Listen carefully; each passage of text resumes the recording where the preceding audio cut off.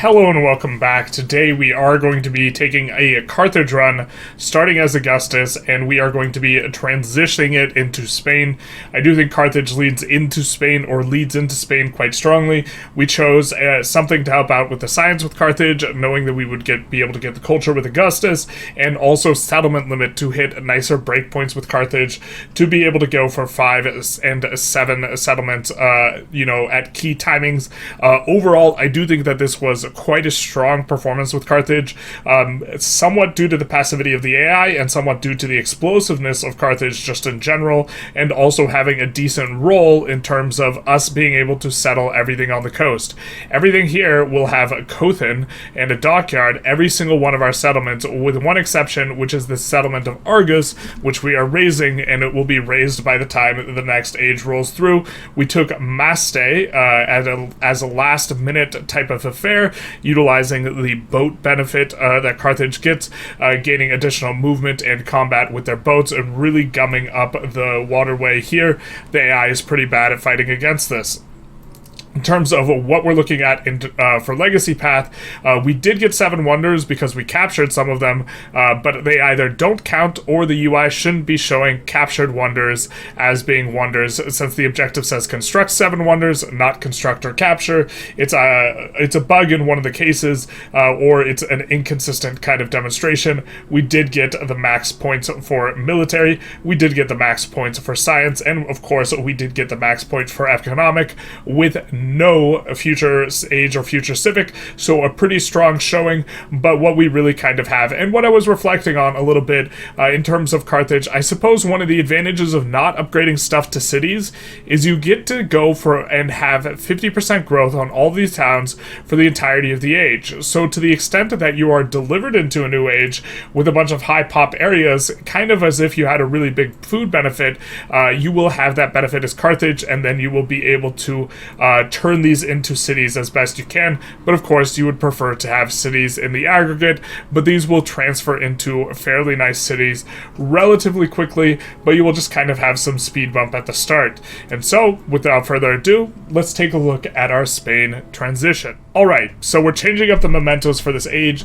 We are going to be going with wampum belt, which gives 1 production per age, so that's 2 in settlements for each city-state you are suzerain of. I think with just 2 suzerainities, this is pretty good, and it has a ton of upside. I do think that leading into suzerains and, benefiting off of something like wampum belt really scales well into the late game, and there are 4 city-states available on the continent, or actually I think it's 5 available on the continent that we start on alone, which means that we have a lot of opportunities. If they were all wiped out, we wouldn't go wampum belt, but I do think wampum belt is going to be decent, and this scales really well with the number of settlements we have. Notably, there are a lot of other things that do not scale with the amount of settlements. So for example, this scales with the amount of social policy slots we have, and this anything that doesn't really scale with the amount of settlements that you have, I think tends to feel underwhelming, like +1 science per commander level. Even this was commander level per age, this wouldn't be that well scaling, but the fact that this is scaling per settlement is going to be pretty good. We could also do a similar one, combat strength for all units per thing you're suzerain of, and also there is a food one in Potskatwete, but I do generally think that production is going to be quite valuable, and so we're going to be going with that. And secondarily, we don't have a lot of buildings that are science buildings, and we don't have a lot of science buildings. We actually have a decent amount of culture buildings, and so we're going to struggle a little with science and culture at the very start of the age, but we're going to have a ton of gold production, and we're going to be scaling up that gold production specifically. And so I think Lotus Blossom is a really good shout. We'll probably even take this into the modern age, gain science and culture equal to 4% of your gold income. This is effectively turning our double dipping on 8% of our gold, and generally speaking, it's a lot easier to get gold, and making gold more valuable in this way is going to feel really good. We're going to have really good adjacencies for a bunch of gold buildings in this age and the next, because we have so many coastal things, and also the unique quarter for Spain is really good at generating gold, so I do like Lotus Blossom for our mementos here as we decide to go and have a little trip to Spain. We will not do a full review of Spain as a civilization, but I did want to draw attention to 2 things that are pretty good for Carthage specifically, which is use the extra gold towards upgrading a town into a city. We have a really high density of towns, and so this will be quite valuable for us in this age, allowing us to upgrade to cities. And the unique quarter, the plaza, which is going to give us a plus 2 gold for every settlement in distant lands, and so we will want to put one of these in every single one of our old world cities, and maybe found 5 to 10 new world cities, and these will allow us to generate something to the tune of, in total, 400 gold per turn, which is quite a sizable amount, hopefully by the end of the age. And one of the constraints is, for Spain, these have to be on the coast.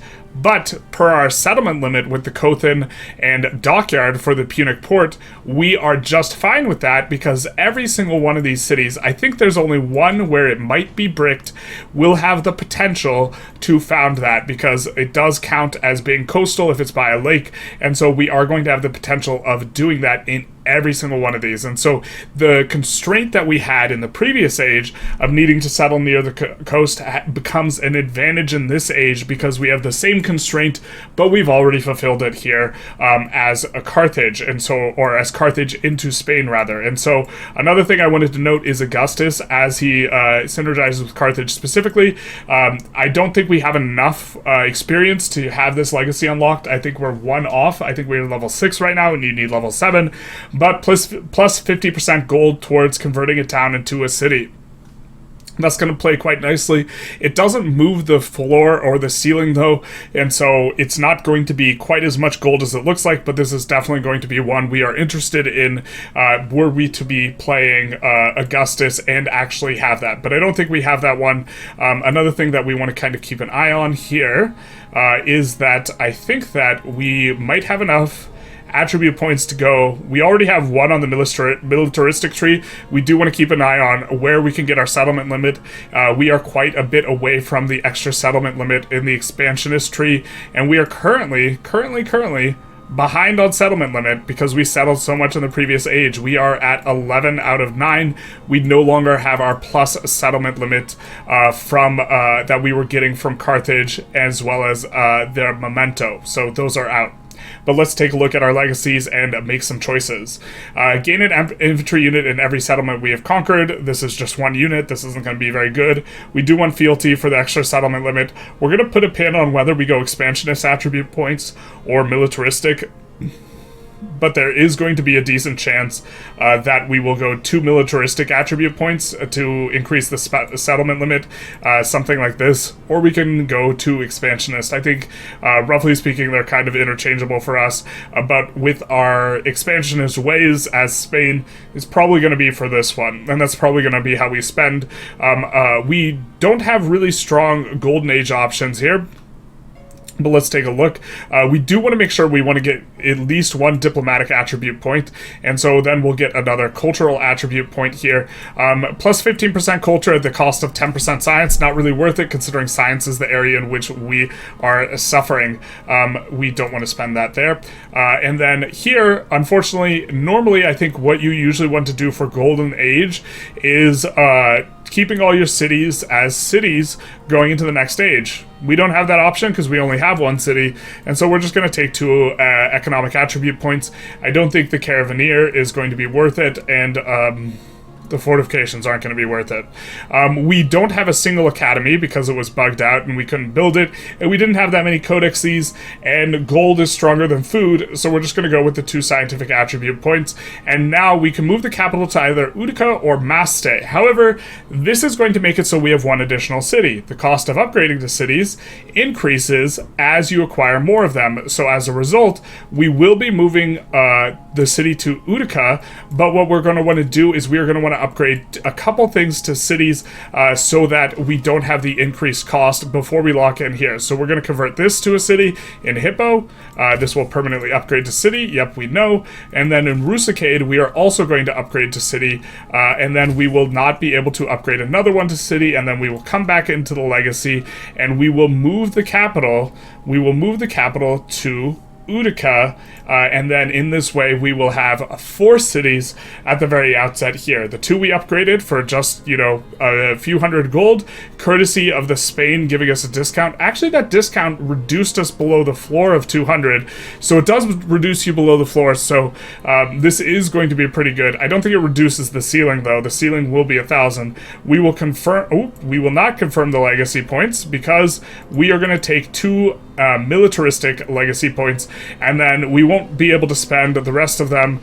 We would not take this if it was free, and it is effectively free for us, but if it's free, it's not for me in this case. We will confirm our legacies. It's a shame we can't get extra attribute points here, but we will get quite a few, and we will have, as we explained, Carthage as a city, and also Madrid was previously Utica as a city, and very nicely we have in Madrid and also Hippo guys on each of the coasts, and so this is going to be good. We will take a look here at where our boat has appeared, because you do spawn in with 1 boat, and it could have spawned anywhere. We don't see it over here, we don't see it here, we don't see it here.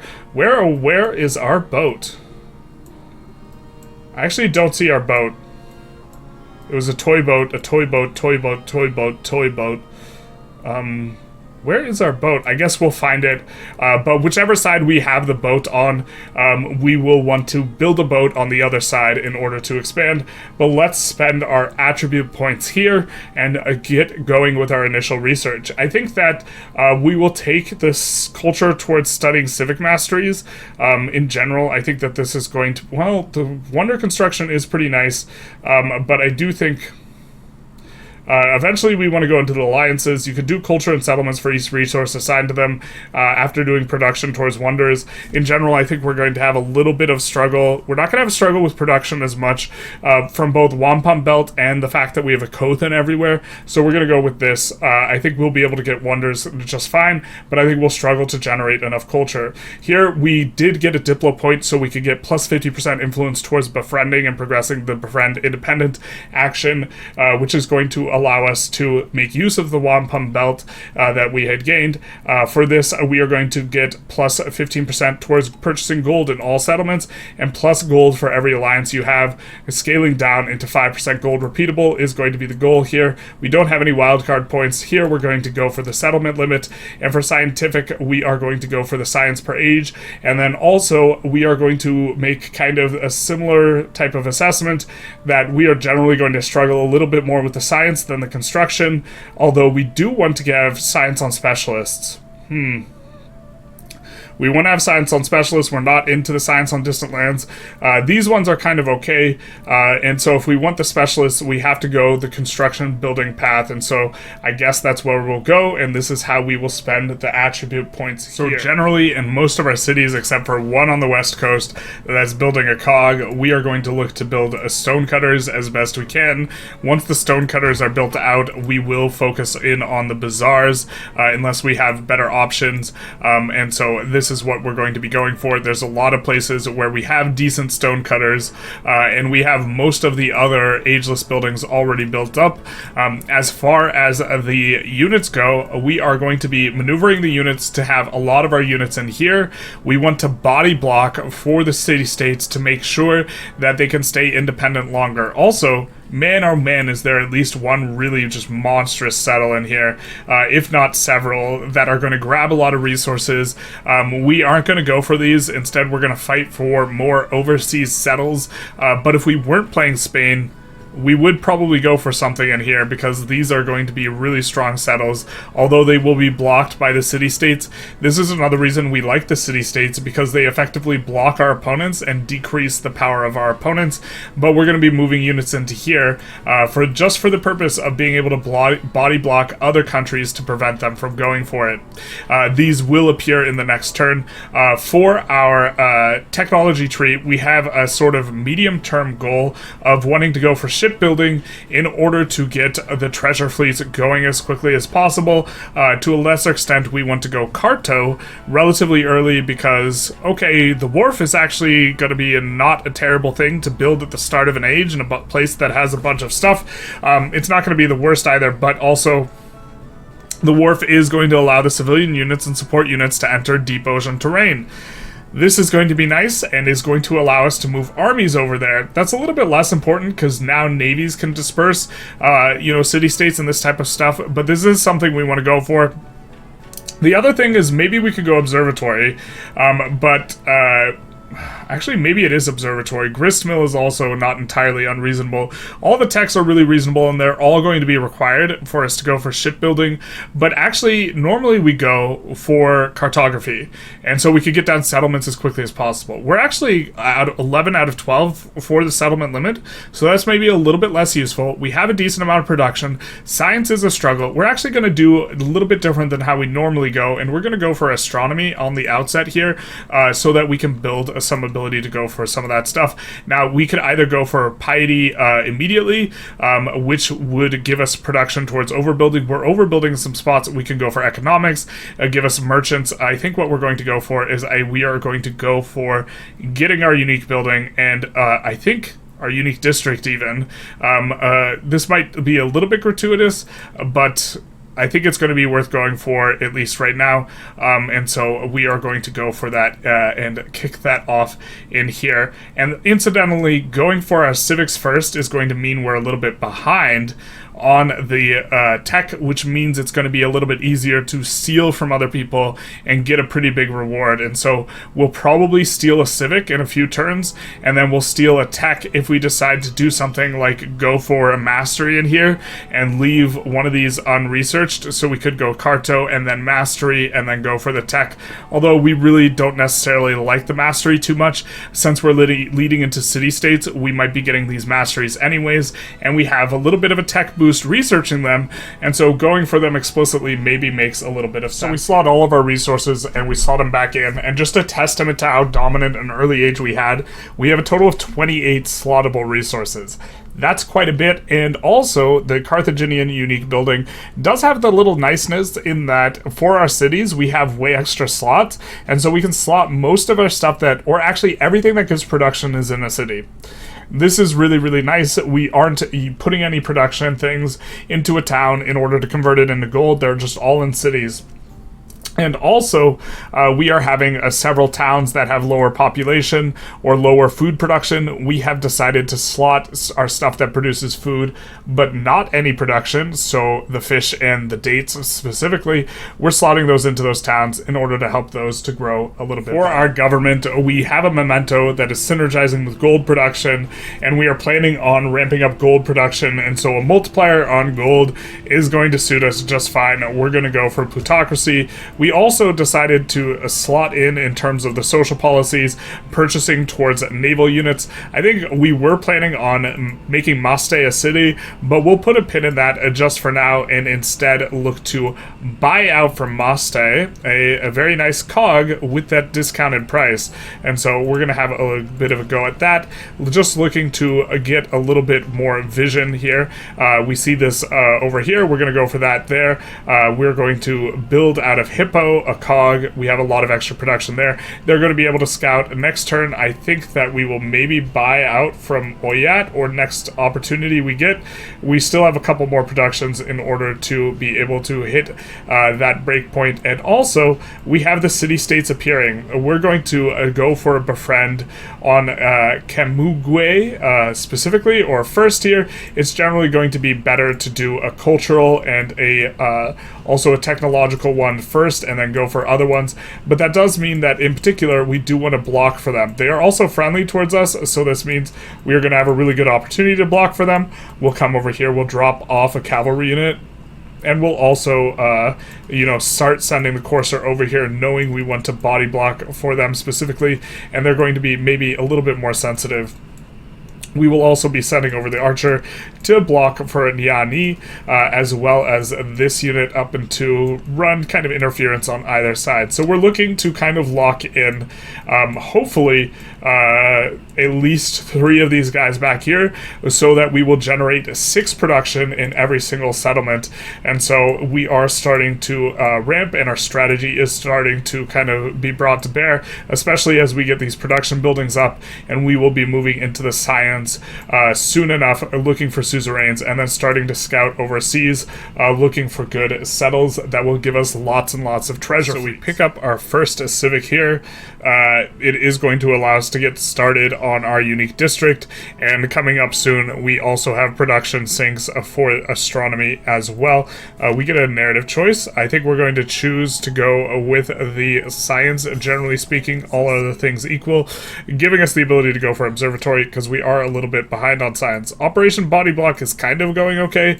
We didn't want this guy to march through the pass. We wanted to occupy the pass ourselves, but Kamagui keeps on blocking this, so I think these guys are marching down to get to these guys, and we already sent out to suzerain these guys, so this is a bit unfortunate. This might be a sunk gold, or we might have a bit of strange micro on our hands, as body blocking while taking no damage and also trying to leave their units untouched is a generally difficult proposition, and so the way to cause most interference possible is a little bit difficult, but in either case, Kamagui seems to be relatively safe because the dear Machiavelli has not aggroed on them.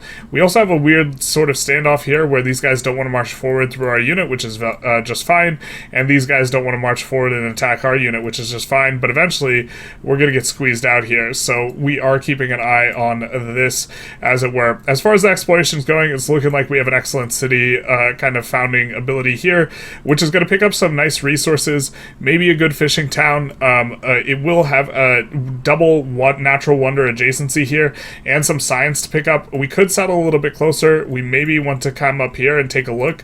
I don't think we want to disperse too aggressively these city-states. I think we'd rather trade with them and get their treasure fleet resources that way. And if we settle, unfortunately, if we settle right here, no, actually, if we settle right here, we're going to get 2 treasure fleet resources. So this is really looking like the next settle we want to do. And so in terms of the text, since we kind of know where we want to settle now, we are going to go for Carto, which should help us out. And we should be able to research a little bit faster. For civics, I think we're going to take some time off to get piety, to get ourselves going as far as the religion goes, and also open up the temple as something that we can build. And then after that, I think we're going to go not into economics, but rather into getting our unique building.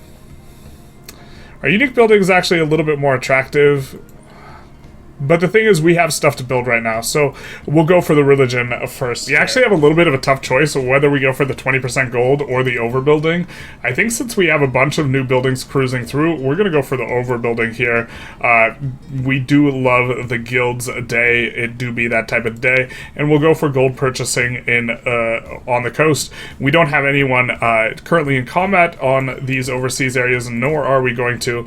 We also picked up a nice little cotton. It did get slotted into this town. We don't really hate that town growing a little bit faster, but we generally rather have cotton, aka a production resource, in a city. So why don't we put it either in Carthage City? Carthage has 30 production, or Hippo City. Hippo is 33, but Maste, a little bit of a 27 here. We will look to bring them up to kind of even levels. Maste, of course, the city that we peeled off of Tubman in the last stage. She's down to 2 cities in Axum, which has no sea access, and this up here. So expecting to see her, given her current situation, to be settling a lot of this stuff over here, so we do have to be a little bit leery. Now, our overwhelmingly most production that we have is going to be in Madrid currently, and so we are producing a settler out of there, just getting ready for the point where we are going to want to settle overseas. Here's kind of where the scouting has gone ahead, and we're kind of still looking.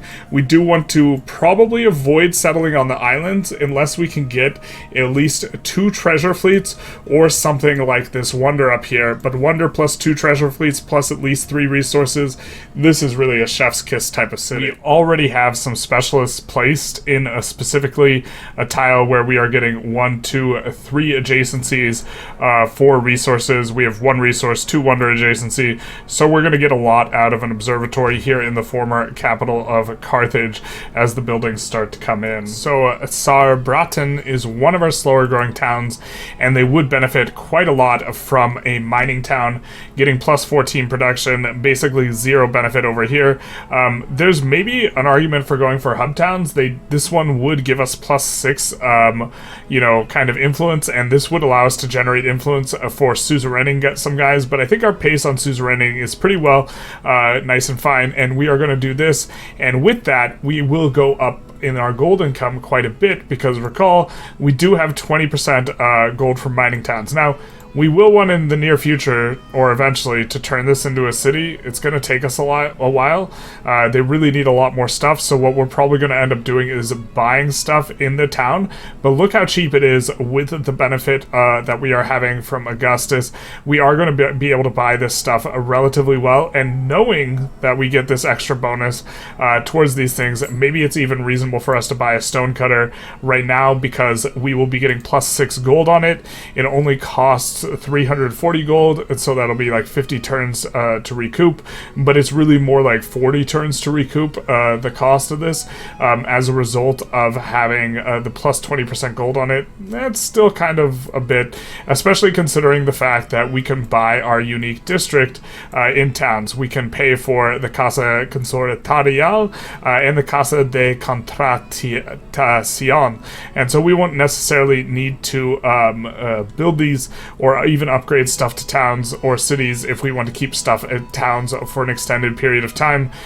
This income is going to help us out. Incidentally, the income is also going to translate to a slight amount of science and culture, because we will be having more gold. So it looks like our attempts to body block him and force him into the navigable river isn't going to pay off well enough here.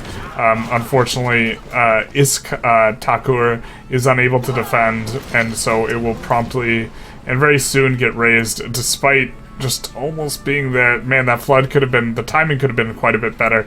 But with that kind of in there, we are going to move these guys over to Niani, and also try and see if we can get some sort of blockage over here. Actually, you know what? We're going to come in here, so we would maybe force him to work the river in particular. Looks like we have to cancel that and then redo a new one. But he can't come into our territory, and so maybe we can look to bar his path, except for crossing the river. And we could, in theory, bring some cogs to bear over here.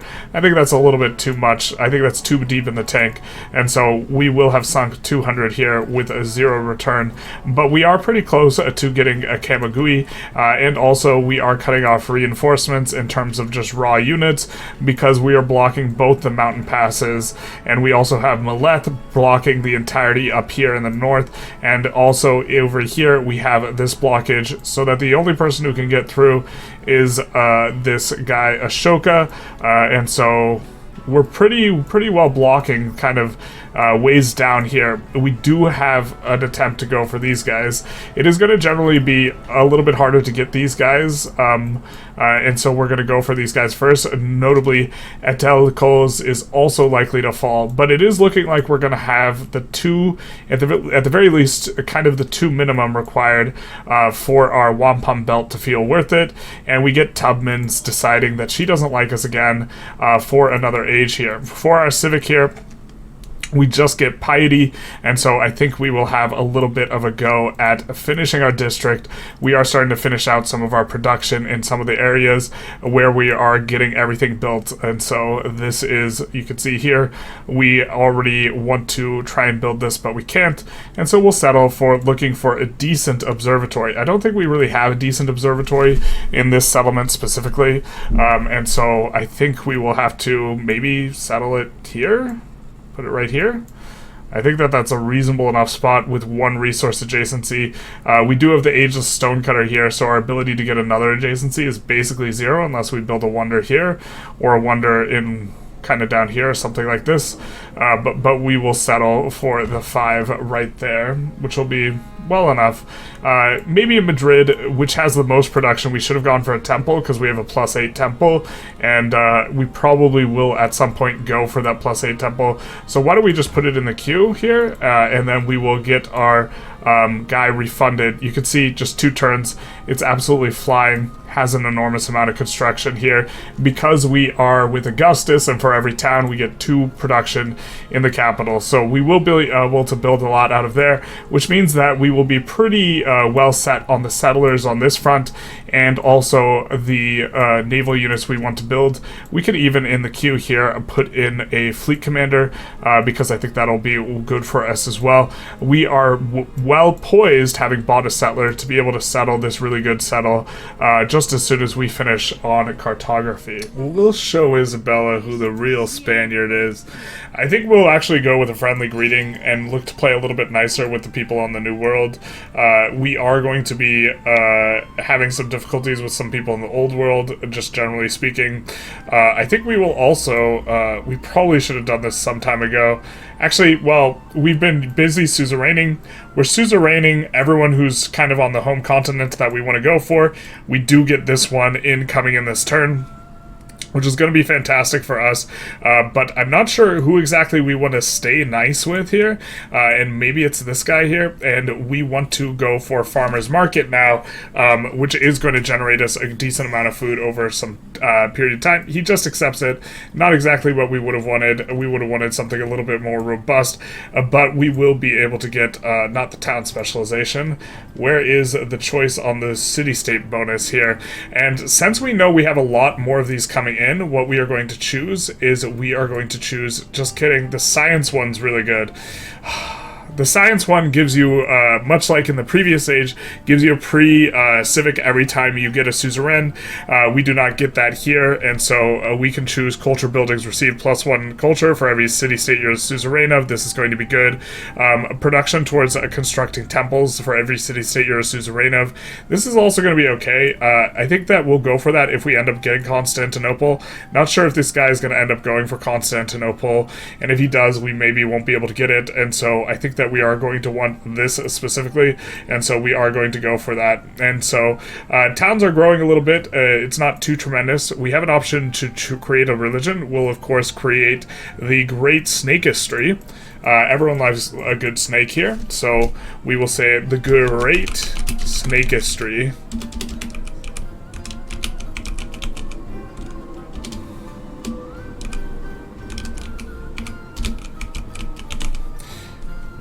Good enough, close enough for us. We do have to click the pencil button, and then of course we will be on our way to founding this. Now, we are going to do relics for conversion of a city-state, because we are going to be getting city-states. We're turning guys into city-states, and so that is going to be one of the easiest ones to achieve. And then for this one, I'm not really sure what the metagame is for this. Really, truly don't know all that well. I think that getting science is generally going to be a yield that we want to go for, and foreign science for every foreign settlement following your religion seems good enough. If we can get it for sea tiles, this would be what we'd go for. Sacred herds is maybe going to be okay. I haven't really done any sort of analysis as to which one of these is going to be best, but we'll go for that. Our towns are growing a little bit, not too much, because they already experienced a lot of growth from the previous stage. We're probably trying to grow them a little bit too hard, and we should probably be converting to city, but the 1k convert to city cost just feels really bad. It's really expensive at this point in the game, and I think that we still want to mainly be focused on buying buildings, and the building purchasing, scaling off of that. We do have wharfs coming in as we have finished a tech, the tech of cartography, which is going to be maybe a way in which we can kind of increase growth. This is going to be a 33% increase on food, and it's generally a little bit better if you get this earlier on in the age, and then it scales a little bit worse later on in the age, and maybe this is one of the ways in which we can try and grow. We do know that we want to go for shipbuilding basically as fast as possible from here. And so, I think we're going to go for machinery. The grist mill is going to be a solid building. Sawmill in some of our places is going to be good. We will probably take a little bit of time off to go for production on camps and woodcutters, but then we're going to beeline shipbuilding here as quickly as possible. Now, I think we're also going to want more influence for doing espionage, and maybe we should have done espionage over trying to get a little bit more food in our towns, specifically off of the agreement that we have with Ashoka. It was going to be giving +4. It's really not that big, a flat amount. It will make Ashoka like us more, and so we will be able to get alliance with Ashoka faster, which is going to be nice from the perspective of using Ashoka to boost up our income. If we take a look at the attribute points, we're pretty close, or we already have plus 10% gold for every alliance you have, so this will be nice, and it will help to scale us into other yields as well. And so getting an alliance a little bit faster is one of the things we want to accomplish with that endeavor. I made a little bit of a mistake here. I thought that the bazaar was an antiquity building. It's not an antiquity building, so now we can't overbuild on that in order to complete our unique district, which is of course very sad indeed. But we will get a 9 gold building that is going to be, you know, somewhat reasonable with 4 adjacencies and will be ageless, so that is something, but we won't be getting the unit quarter, at least in this city, unfortunately, because of my egregious misplay. I did load back a few turns to see if it was a mistake committed, like, just previously, and it was not. It's a very sad mistake. Don't make this mistake. Make sure that you do not, that you leave space, and also keep in mind that the plaza, has 2 buildings in it, right? The Casa Consistorial, which can be built in towns. It can be purchased in towns per Augustus, so we've been kind of doing that a little bit. And also, the Casa de Contratacion, which can only be built next to a coast. Must be built in homelands, or sorry, this one must be adjacent to the coast. This one can be anywhere, so don't put this one down first and then be like, oh no, it's not next to a coast. No. We can get an alliance here with Ashoka, which should bump up our gold income just a little bit, up from 149 to 166, and also let us leave this godforsaken bay that is trapping us in right now. It is looking like Constantinople might fall as well. We are trying to body block this guy coming out from the river, but I don't think we have enough horses there. We maybe should have committed more troops from Niani. We will move these guys over in the hope that we can maybe get something done, and I guess we will move these guys over now that Kamagui is relatively safe. I think we'll just keep one of these guys here forever so that this guy can get locked down a little bit to some extent. We do want to keep them safe because we are currently generating a little bit of production in every settlement as a result of this wampum belt, which is going to be pretty nice.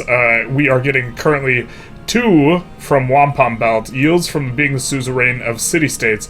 Of course, who could forget Locke attempted clamped happiness deficit, but other than that, we are getting yield from suzing some guys, so this is going to be useful for us. This is in the towns pushing stuff up. Hippo, why are you sad? Why are you sad, dear friend? Dear Hippo. Well, he's not sad. No, he is sad. -10. Or -3, rather. We will probably, in that case, look to build something like this, to have a decent adjacency here, and build up a temple. I think we'll build the temple and kick it to the front. We do have resources that can do that, and can help out with that, but we don't have them available. Just kidding. One's perfectly available. Let's go. So we will check and see where we have the happiness problems. We have one in Carthage, and Carthage is in need of dyes. Okay, so let's kind of push this over to Carthage, and we will do similar things, looking to, we just have a lot of unhappiness just in general. I think this is from people converting our cities, and so we will go for some temples, and I guess we will maybe start converting our cities back to our own faith, and look to get yields that way. In particular, it is pretty nice if you can get everyone, all your main cities, to your own kind of religion. It is pretty nice to go for rationalism and religious orders. This is going to be pretty strong, and so maybe we take a little bit of a go at this. But kind of, we are feeling some of the pain of just like Carthage initially, which is we kind of transitioned with relatively low science and culture, and not having future tech or future civic, and as we are now 20 turns in, it does feel like this is a little bit, to some extent, our painful experience. Now, to the other extent, we are cruising and we have a ton of gold, and we're looking for, these treasure fleet things, and Generally speaking, it's not that hard to hit the culture legacy path, especially if we just have to convert suzerains to get relics. Easy peasy. For the economics, very hard. For the military, not very hard. We just have to convert people in distant lands. For science, it is going to be relatively easy as long as we, with each of our growths in our cities, push specialists, and we have been doing this, and so we should have an easy time in getting the science one as well. And so to the extent that we want to have a really, really strong age and set ourselves up for the future, speaking of the future, the thing that is going to be difficult for us to get is going to be future tech and future civic. And the suzerain thing, the suzerain strategy, should help out a little bit if we could have suzerained someone who was science. We couldn't. And the science guy is gone. Bill Nye, he's dead. And so unless we find another one of these independents that is a science guy, we are going to have a little bit of trouble getting future tech, future civic. We do get our first settlement overseas with Sevilla, which will give us 150 influence, which will be nice. We really need gold here. Luckily, we make a lot of gold, and so we are going to get started on securing this stuff straight away. We know that we will want to build at least one thing here. I don't know if it's going to be a wharf or if it's going to be something else. We know that this Sevilla, I don't think, is connected just yet, but we can upgrade it to city very, very soon if we wanted to, because we know that the problem is it's not going to connect to anything. We can't use anything to feed it food, but we are going to prioritize getting a fishing key. That way we can put in resources on Sevilla as quickly as possible, and with the resources put in on Sevilla, hope to grow it quite a bit faster and look to secure the 3 treasure fleet resources, as well as maybe working this and also knowing that we will have a very mighty nice adjacency in this location for the double natural wonder, but also for this 2 resources. We're gonna not have another 2 resource adjacency in here in the city. Nope, we will have one here. If we snake all around, on the way we won't. We can't get to there unless we use this tile and this tile for buildings. If we do that, then we can get here, and then we can get here, because the mountain kind of semi-blocks our way, right? And so, yeah, that will be a little bit of, actually just an incredibly awkward location, but it is going to be quite powerful in Sevilla, and we will be getting on these treasure fleets incredibly fast. Just as soon as we finish up shipbuilding in the tree. We have another settler on the other side. Don't really like what we're seeing in terms of settles. We want at least 2 treasure fleet locations, and we just don't see that over here, you know, on a single settle. These 2 are kind of close to each other, but it's not going to be on a single settle. We are converting these guys. It'll take some time. Maybe once we convert them, they'll reveal more of the map here. We bought a few scouts. We should have probably bought them quite a bit earlier, but the scouts are going to head on over to the New World, look to get us some information. They're only 60 gold, very, very manageable. We bought a unit out of here. We should have bought him a little while ago, but he is heading on over for us to body block this guy, and we are trying to make it so he can't disembark too many units together, and so we want to come up here, really just kind of lock this guy in, and then we also accelerated the points, so we're getting 3 points a turn, so in 4 turns, this guy will flip friendly, and then body blocking for him will be much, much easier, because we just need to park 2 units here, and or park some navy around here, and just completely surround Constantinople. Apparently there's a trick where you can use your army to just plop them down on the on the capital by marching the army into the capital and then unloading them on top of it, but anyways, we'll hope to protect this as best we can, and hopefully these guys will be secured.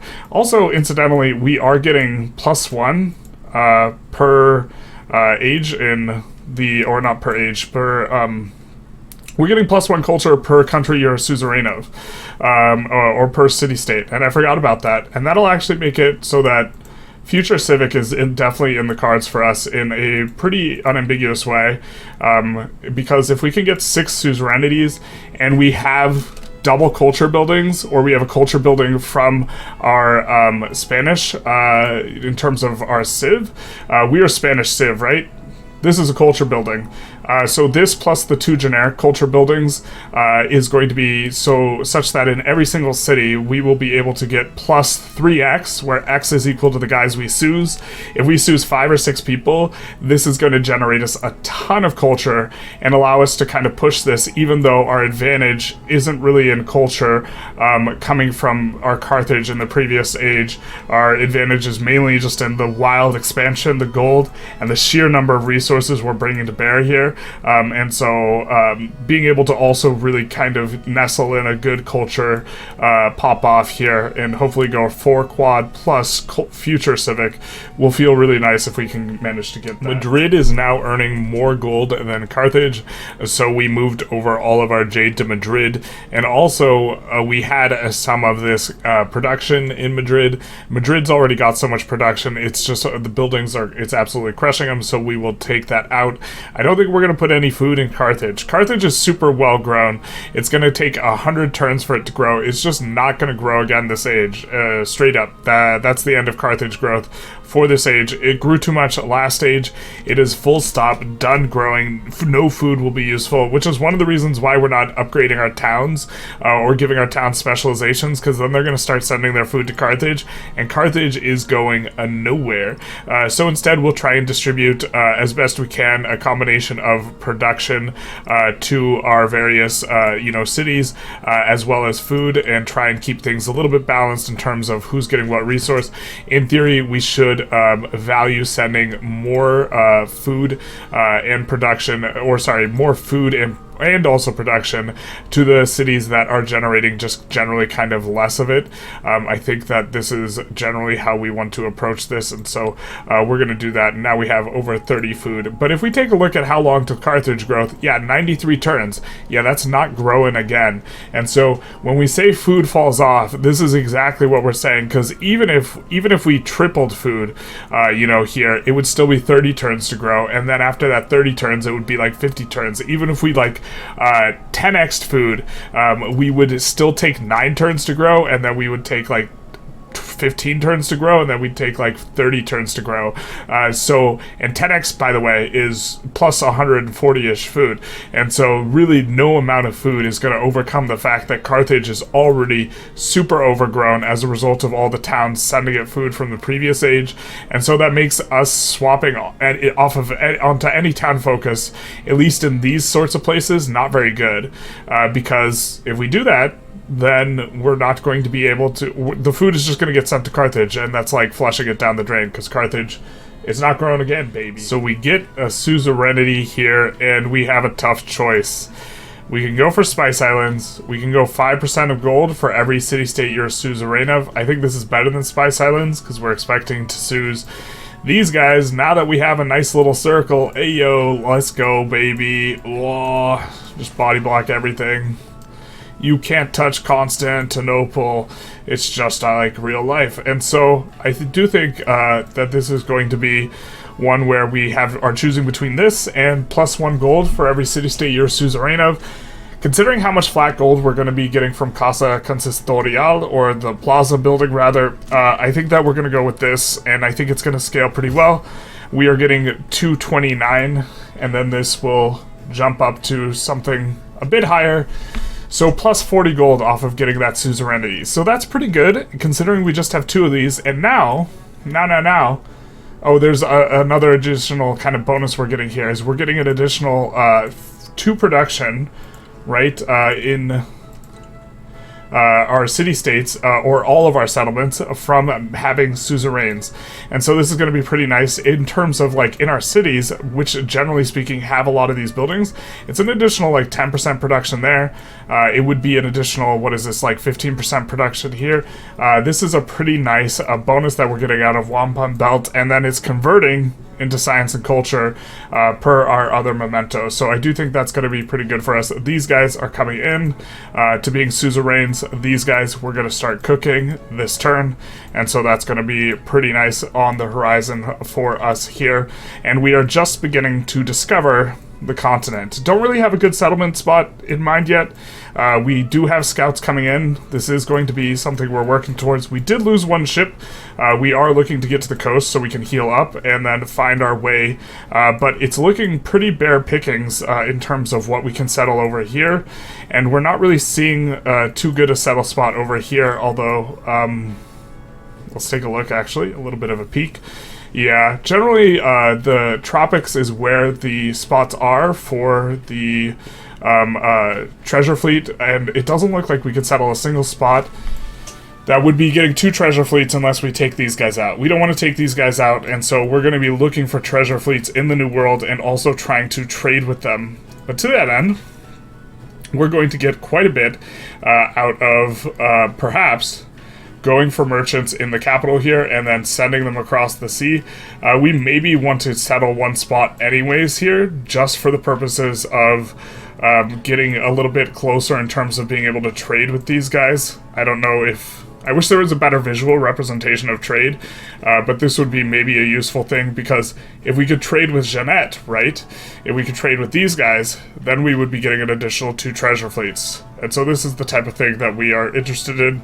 Really, really concerned with treasure fleets just from the get-go, because again, this is the hardest one to gain any progress. We get our first trade route in, and it is looking pretty good here. We're going to be slotting a lot into Madrid. Really huge amount of options when it comes to how much we can slot in here, and we are going to continue to try and push up cities. Incidentally, as soon as we make our first new city, what we are going to do is we're going to slam as much construction into there as possible to allow it to catch up. I think that's what we're going to save up for 2 turns and then 1k bink in order to get a city, and I think we're going to get a city overseas. I'm not 100% sure that this is the correct choice. We're taking a little bit of a look here if there's any place that is a city with negative happiness, and we do see that there are a couple looking to solve that. Maste needs a lot of help though. Maste is needing some help. I don't even know where Maste is here. Yikes. So is there a way that we can generate a lot of this here? It does look like it. I think we'll try and find one. We must already have some kind of... No, there's 2 mountain adjacencies and a wonder. Okay, perfect. We will put that into the queue here for Maste, but they are suffering right now, so we'll look to do some of that and probably try and get a conversion over there. It's pretty far from Madrid, which is kind of the seat at which we are starting to build missionaries out.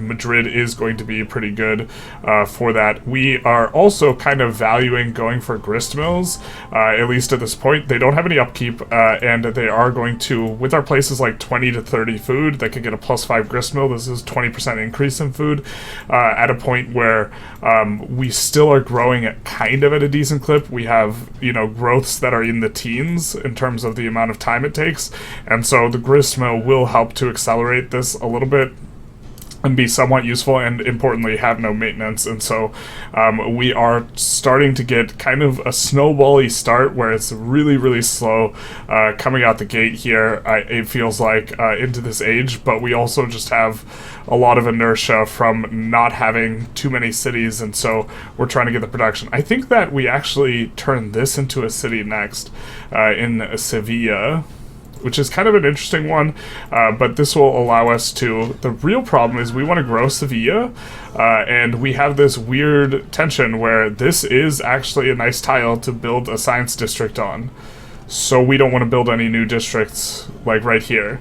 And so we'd rather brick these like tiles, and we also want to get closer to getting this, and so these 2 things combined, we want to get building, pick this up, and so that's going to make it a little bit complicated for us. And so Sevilla we probably go for first. We also get a discount, but the discount doesn't matter. We get a 30% discount in distant lands. This is considered distant land, but it's going to cost 1k because 1k is the ceiling either way. We get an expansionist attribute point, and since we're mainly growing by getting specialists, we are going to try and head on over to 25% food refunded as fast as possible. Although food per warehouse building is kind of okay right now because we have a lot of warehouse buildings in places that don't have too much food. So this would be reasonable. But after that, not too useful to move down this side of the tree other than the settlement limit. And so we're probably going to come down towards this in this direction. But overall, expansionist tree, I feel, is not necessarily that strong.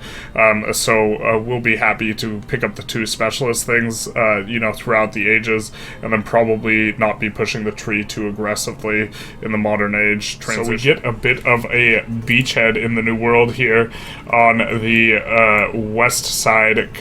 the east side, coming from Madrid of the continent, and so this is going to be very nice for us.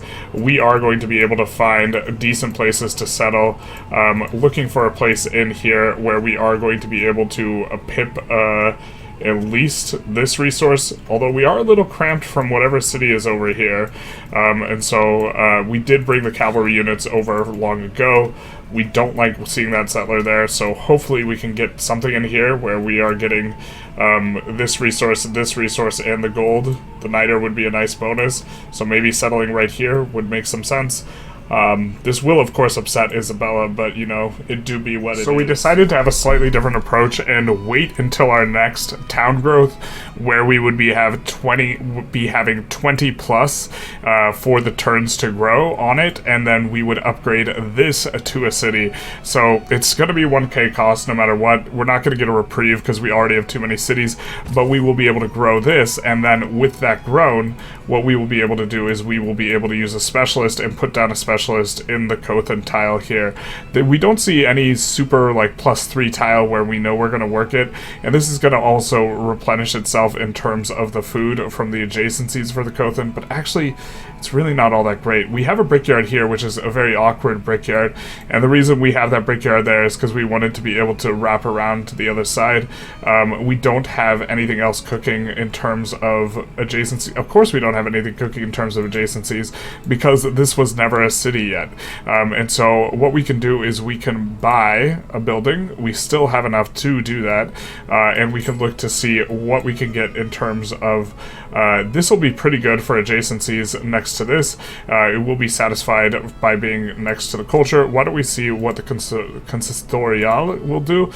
See, this one needs to be adjacent to a coast, so we have to be adjacent to a coast. We'd like to be adjacent to a river. The altar is obsolete, and this will place a little bit better close to the river, and so I think we go for this here, and then we put a specialist in here, and so we are going to do we want the gold one first? I think we want the gold one first, but we are going to buy that, and then now we'll just put a specialist here, and then with our production we will look to build the other one. Wait. Oh, we just put it in the queue? Fair. We don't have to buy it, I suppose, but we will go about producing it, and we will see that stonecutter, we could use one of these first, I suppose, and our Cothan was somehow damaged. Okay, well, if we repair that, well, this should produce much, much faster, but I think we'll get on our stonecutter. We're going to build over where we already have an ageless building here in the brickyard, and we will queue that up first, and then we will put our unique district here, building over the altar. And so we also have some happiness problems here in Hadratan, but we will look to see if we can solve them. Definitely a little bit of a struggle for these. Well, we see we have some happiness stuff here, and so we also have this here, and we will be looking to bring also a bunch of production over to this place. So we're going to look to take in Wales off of places that have decent amount of construction or have already finished a bunch of stuff. Madrid definitely doesn't need extra Wales, and then we will be able to slot in stuff to deal with the happiness, stuff to maybe grow a little bit better, and then we will take a look at if we have any other unhappy places and try and help and slot the dies in on those places. We're going to have to start pushing temples, and we do have, I think, in somewhat close time period, suzerainty coming up. I think we're going to take production towards temples and really be able to crank those out quite quickly. Machiavelli is adding in here, so we are likely to be butting heads with Machiavelli rather than being friendly. Another thing that we have to consider is what's the diplomatic situation. for Confucius regarding Isabella. He's allied, so we don't have to. We can ally both, and we don't have to pit them against each other, or we won't be forced to fight them both. So I think we're just going to be forced to fight Tubman at some point, or be hostile with her, and maybe we can be allied with everyone else. It depends how Machiavelli is going to sway. He's going to get really pissed when we get this, because he decided to put some influence here. Also, we do discover down here another suzerain city-state, but is not a science one. We really would love to see a science one. Maybe we'll find one scouting. We are starting to scout various portions of this island here, but so far not seeing anything too promising, although we are getting in here with the cavalry, which is going to feel quite nice. And when we settle the city, which I think we're going to settle this city just to get one down that will be reasonably good, we're going to buy a bunch of things in it, try and work our way over to the gold quickly to help decrease the purchases on those buys, and then buy a scout out of here and try and, you know, peel the scout down and all throughout. Or we could buy a merchant, because a merchant can pass through enemy territory, and maybe that'll be even better still. Our first bit of espionage of this age comes through, and we get an entire civic from Machiavelli picking up the mercantilism civic here, which is going to be pretty nice because we want to go colonialism. We're not going to need to do this in order to unlock the building, because we're working on it right now in terms of the wonder, and we will be getting a settlement limit down there as well. So we currently have one extra settlement limit. We're going to be on to 2. I think that we want to upgrade Oyat in the near future. They don't really have other good tiles to work. They have all their resources, and it's only farm tiles from here. So probably with their next growth, at the very least, we will want to go for it and upgrade them, or switch them over to some type of town. And maybe we switch them over to some type of town because they just grew. The thing is they are funding, they are sending food to Maste, which is not the best receiver of food. You see, it's 31 turns to growth with 25 food, and so for whatever reason this connects to Maste and Maste only. So if we come in here, we will be able to see that well, we'll do the thing. It connects to Maste. I really don't know what to make of that, but that will be 40 extra food towards Maste. I suppose an extra growth in Oyat's not very useful at this point, and it is actually decent at generating food, so we'll maybe do that with Maste. And so now Maste, it hasn't updated the growth, I suppose, here, but their food, we will see that a lot of it is coming from Oyat now, and so it's going to be growing in 20 turns, it looks like. But these guys is big Angie. They're big Angie, but we do have this coming in. I think next time we get, we will take a closer look at this next time we get an available happiness, but the thing is they are the wrong religion. I think that in this age that does affect happiness, and also there is a ton of buildings here that are, you know, we need to build over, that are sapping out a bunch of happiness from the previous age. But really it feels like, oh, is part of it just because it's occupied? It's an occupied city. We hate when they resist. We hate the resistance of the occupation. Don't like it. Alright, so the Suze comes in on Constantinople. This is going to be great for us. The wampum belt is going to be up to +6 production in every single settlement, which is going to help us to generate more gold. We're going to go for +20% production towards constructing temples for every city-state you're a Suze of. This is going to represent for us very, very, very fast temples. And so I think every single time we're now finishing something, what we're going to go for next is just going to be a temple, because they will construct very quick. You can see the temple, 3 turns, bink, bink, bink. These are going to cost a decent chunk of gold, but we will be able to ensure that we get a lot of celebrations. You can see here, it's not like we have celebrations super locked in terms of what's going on. We have 17 turns until our next celebration. We can do a lot better on the happiness, and so I think that's going to be what we are looking to do. Now for this, we don't really need yet the additional settlement limit. We would like production and gold adjacency though, especially because we have production adjacency on all of our Cothans. So we are kind of deciding between theology into Reformation or into this. I think that out of the capital we're going to end up constructing a decent amount of we're gonna start. We've started to convert some of our stuff, and this is pretty attractive to get all these cards in. We'll maybe take the coward's route and do this one, theology into colonialism, or we just do colonialism, getting the +1 production on each production adjacency just does feel pretty good. I mean, we don't have anything other than the Kothin, but we do have the Kothin everywhere, and so that'll be +1 production everywhere. I think let's go theology. I think that'll be maybe a little bit better, and will also be a little bit smoother. And in terms of the tech coming on up is going to be shipbuilding pretty soon here. That's going to be what we go for next, right after heraldry finishes. So we're very close to generating our very first, or starting to generate our treasure fleets. We're going to have a 2 out of here. It's not quite a 3 yet. And then we are working on settling here, but we are kind of a little bit behind in the treasure fleet game. And so we do want to keep an eye on this type of stuff. We are going to settle here, and then with what's going on, we are going to need to grab some stuff very, very immediately. So what we're going to do is we want to grab the gold, or we want to get these tiles into the point where we can work them. And so I think what we're going to do is we are going to make sure that we have this in here. We see that we have several mines that are going to take place, so Brickyard's going to be fine. We'll buy that, and then that will be a resource secured.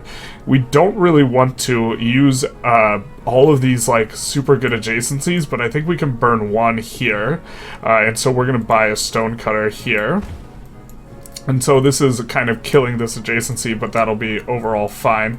And now what we can do is we can buy, where's the grist mill go? I think I like that for the grist mill. Again, we're killing a relatively good adjacency, but we have still 1, 2, and then buckle our shoe. We have still maybe 3 2 resource adjacencies, and the grist mill will help us to grow faster, so we'll do that, and we will lock in the gold with that. And so with our final kind of growth here, or our available growth, we will go for this, and we will, in doing so, lock in the niter. We do see that this is on 3 turns, so they would have been growing a little bit before us, because the AI takes its tick first, and so it's important that we kind of lock in some of this stuff. We don't get this, but we will be taking a look around and trying to see if we can find any place. It does look really cramped on this continent, and if it's really cramped on this continent, that's going to make the treasure fleet attempt even harder. This looks like a really small, really well-settled continent. Isabella has 7 cities, Confucius has 9. I don't think they've settled the interim areas, and so we're going to probably have to accomplish a lot of what we want to do through trade. And so what we're going to need to do is we're going to need to find our way onto here, and then be able to buy a key so that we can trade, I think, because that'll connect us to the capital. And so let's double check and buy a merchant, and next turn we'll be able to see who we could trade with. Alright, so we can immediately trade with Jeanette, and we will want to do so because, hey, treasure fleet, this is the resources we need. Looks like they got a pretty nice city here with a quad Great Barrier Reef, or a triple Great Barrier Reef in the city, but we are going to make a trade route with them in order to secure for ourselves a little bit of some of these trade resources. Also, we did build our first conquistador. This one is going to be able to flip an independent power to being a city-state or a suzerain. So we're going to send these guys over to Ngulu Mapu, whom we've not sent in any sort of diplo on, and Tondo is going to be one that we want to go for in the near future. Man, oh man, this is literally actual most settled we have ever seen. We have ever seen a New World. We're going to buy a settler out of here, and we're probably not going to get too many settles here. We're going to try and get a settle over here, but that'll be it, probably. Maybe. I'm not sure. But really, we're not seeing much surface area at all for us to work with. We do have extra, like, settlements, but if these settlements in the New World just aren't as good as us settling kind of these islands, we're going to settle these islands and look to pick up an extra treasure fleet resource here and there in a way that is not entirely, satisfactory. We wish we could do a little bit better than one treasure fleet resource and 3 resources. Like, this is kind of a little slim pickings. 1 treasure fleet resource, 3 resources. Not even a treasure fleet resource, but we could get more than 3 resources with some of these. These guys, we're getting a Suze. The Suze is coming in relatively soon, so we're not sending in over anyone to scout, so maybe there's something down here we could settle. But as far as the other side goes, it doesn't look too good. I mean, we have some okayish looking city in here probably, like, and maybe this is what we end up going for, but no treasure fleet resources. So we're gonna have to acquire a lot of these through trade, and they're not too happy with us because we settled right next to them, so they'll maybe not want to trade with us. So with Confucius, we have an ongoing steel technological advancement. We don't know if that's going to hit or not, but I think we're going to want to improve trade relations with him at some point in time, and it looks like he's happy with us right now, so I think we're going to go for it now. He accepts, which should play pretty well for us. We will be able to trade a little bit more with him. We don't even have a trade route with him yet, but we're planning on getting one, and maybe we can get an alliance / open borders so we can actually properly scout what's behind door number 1 over here, because it's really not looking good. Ooh, goody hut.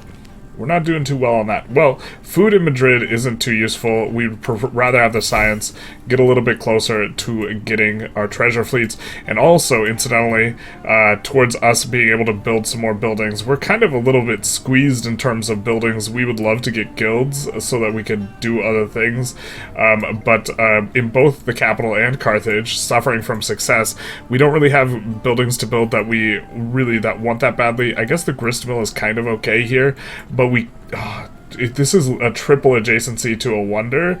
This just feels a little bit bad to burn on a grist mill there, and Carthage is also just growing never, and so it's not going to matter too much anyways. And then over in Madrid, Madrid could build, a saw pit or an inn. Generally not liking the inn very much because the maintenance relative to what we're getting is kind of a little bit painful. Maybe we just end up starting to build inns. We're going for conquistadors, though. Some of them have some nifty abilities. Christopher Columbus, a little bit late to the game, but if we activate him in foreign waters, he will reveal the whole map except for the interior of these lands, which will be something at the very least, but this is the part of the lands that we still need revealed, so maybe not so useful considering how proactive and active we were about scouting.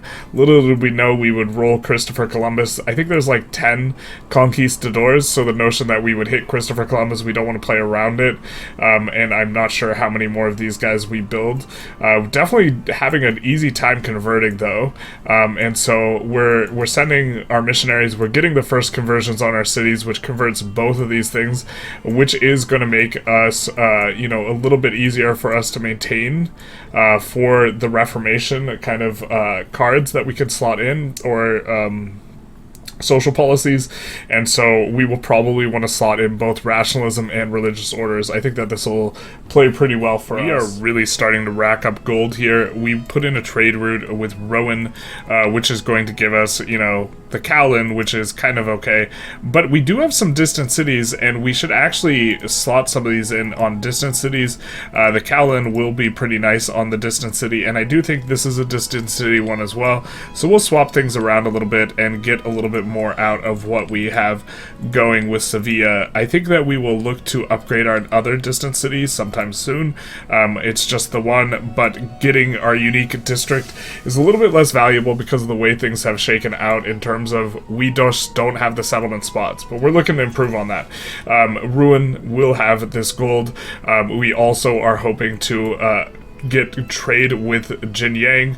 We just have to upgrade this and then get an adjacency to the coast, and then get a key in here, and we're not going to have too much stuff on the coast, but why don't we actually just do this now, considering we have a little bit of an upgrade spot. So we're going to do this, and then we will want to grab this tile with something. I think that, we can't, I was, in my head, we could put our unique district there. We obviously can't. But we could put, a bazaar there, which would kind of be an okay spot for a bazaar if we're going to put down a bazaar. We could also put an inn there. To be fair, we do want to grow this city reasonably fast, and so an inn there would maybe make some sense. And we could purchase an inn. It'll only cost 456, so let's do it. And then we can get a fishing key as well and just purchase that. And then with all that in place, we can go for a +6 observatory, utilizing one of our 2 resource adjacencies, and we'll just build that one. But with this connected to now the ocean, we should be able to run trade into Jinyang, which is going to be what we go for next. And so we will be purchasing a merchant here and really running down the gold, but that's okay. And so we will be able to trade with Jinyang as well, and so we will be able to purchase quite well. This will be our 4th gold source. Okay, so this city is going to at least be fairly good. 2 treasure fleet resources, a total of 6 resources, and some decent tiles to work with. We are going to also be able to go for America here, and we do want to blunt Kai Feng's ability to grow, and so what we're going to do is we are going to buy a building in here. We have so many 2 resource adjacencies, bricking one of them doesn't really matter too much, and we see that we are going to be having a lot of stuff that can generate some use from a saw pit, so we're going to buy a saw pit here. And by the way, 96 gold on these, super cheap. And then I think we will grab the niter, or we will grab another building over here, actually, maybe to cut them off on the far side. Stonecutter's not insane. The temple, we have a production bonus towards the temple, so we kind of don't want to do that. Stonecutter is ageless, and it is production, and so this is going to be fairly good. I think we're going to even build it here, just to grab more tiles, and then we grab the niter here. And we will, with our next growth in 4 turns, grab the silver.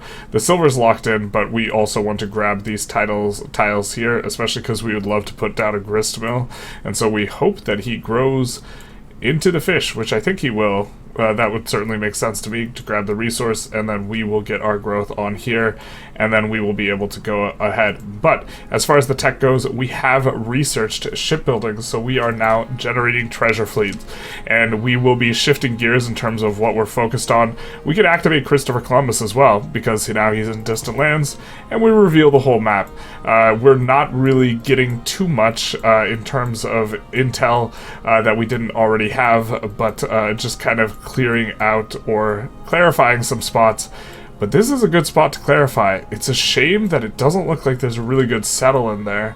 Maybe there is and we're just not seeing it. I think that we don't have enough to buy a settler, but that would be maybe something we do next turn, to buy a settler and send one down. Maybe there's a couple settles in here yet, but this is easily, like, it's both very small and extremely settled. We have not seen a new world this hard to get settlements on in quite some time. We do use the merchant here to grab this eventually. Looks like he's gonna have to go around, my dear friend. My sad friend. What if there's just a complete wall of these things? But eventually we'll use the merchant to trade with these guys.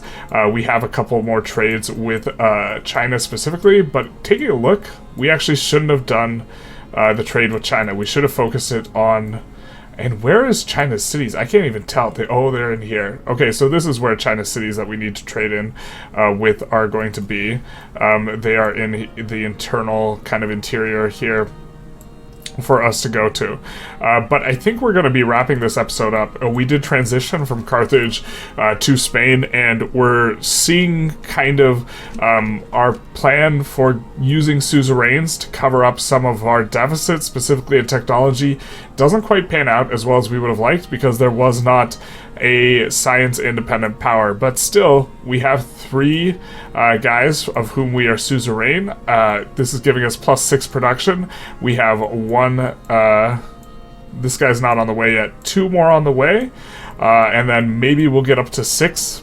So 12 production everywhere.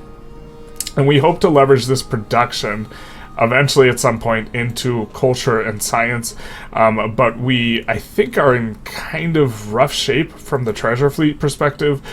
We've tried our best to set ourselves up here, but I feel like we're a little bit behind where we want to be. We're going to be having 1, 2, 3, 4, 5, 6, 7 treasure fleet points, and then we are going to need to recoup the rest through trade, of which we're getting an additional 1, 2, so 9. We need to get more trade routes with Isabella. We should be able to get 10, 11, and then I think we'll be in okay shape, so that's what we're going to be transitioning into going for. And I suppose to some extent the question to ask ourselves is maybe we want to focus on weakening other powers if we think we have these golden ages fairly easy. The relics are really easy for us to do. We just have to convert the city-states. This is another reason to go for city-states. 2 relics per converted city-state. We have 6 city-states coming in from us. This alone will get us enough relics without any additional benefit, and we also have every trade route on our religion. We put that in is going to get a conversion, so just putting in trade routes on distant lands will force to convert, and so this will be a way to do it. And every single growth we've been doing that's been happening in a city, we have been going for specialists. We need to increase the specialist cap, but this is going to be, we are setting ourselves up for having these good tiles, and specifically doing it on our unique districts, so this is going to scale. And so, like, if we take a look at, why are the yields turned off? If we take a look at some of these places where we are putting in the specialists, like on our unique districts, they are already generating a ton of yields, and once we gain more specialist limit, we will be able to push for that. And so things are going relatively well. We have Tubman aggressive with us, and maybe we actually even settle here, because the settlements don't look super good, and that one will be reasonable. We're at 14 out of 14. We have 3 or 4 overseas. I think it's just 3. We want at least 4, maybe 5. Looks like we'll have to settle down here maybe, and so we'll be buying settlers according to the way things are looking. But giving this guy some growth, he will be able to pick up the spices. We could trade with him. We could also trade with him a Lachua once they come on up. So we definitely do have ways we can make moves to try and accomplish some stuff. And also, we're making 500 gold a turn. This is kind of the idea, is to generate a lot of gold, and so to that extent, we are in the driver's seat for that. But we have no military other than the few ships we bought. We have a fleet commander, and the navigable rivers are not necessarily, well, we have a navigable river here, a little bit of a choke here, and so looks like the fleet will be pretty good for fighting. But I hope you guys enjoyed this episode. If you did, please feel free to like, comment, subscribe, do the YouTube algorithm thing. And other than that, have a good one, you guys.